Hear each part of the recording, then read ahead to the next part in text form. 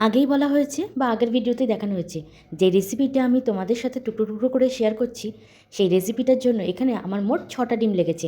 আর 6টা ডিমই ছিল রুম টেম্পারেচারে। প্রথমে খুব লোতে আমি এখানে বিট করছি, তারপরে একটা একটা করে স্টেপ আমি কিন্তু বাড়িয়েছি। স্টেপ বাড়ানোর পরে যখন ডিমটা ভালো মতো ফোম হওয়া শুরু হয়েছে, তখন এখানে 2 কাপ যেহেতু ময়দা নিয়েছি, 2 কাপ ময়দার জন্য 2 কাপ চিনির গুঁড়ো আমি এখানে অ্যাড করেছি। আর চিনির গুঁড়োটা কিন্তু একবারে অ্যাড করিনি, অল্প অল্প করে অ্যাড করা হয়েছে। তারপর এখানে 2 চামচ ভ্যানিলা এসেন্স ব্যবহার করা হয়েছে। ভ্যানিলা এসেন্স এই কারণে দেওয়া হয় যাতে ডিমের কোনো রকম আষ্টে গন্ধ কেকের মধ্যে না আসে। ডিমের আষ্টে গন্ধটাকে পুরোপুরি কেটে দেয় এই ভ্যানিলা এসেন্স।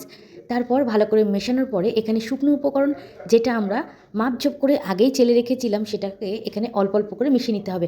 যারা জানো না এখানে কতটা ময়দা, কতটা বেকিং পাউডার, কতটা এখানে আমুল দুধের গুঁড়ো নেওয়া হয়েছে, তারা অবশ্যই আগের ভিডিওগুলো একটু ফলো করে নিও। আর শুকনো উপকরণ যখন ডিমের ফোমের সাথে মেশানো হবে তখন কিন্তু খুব আলতোভাবে মেশানো হবে।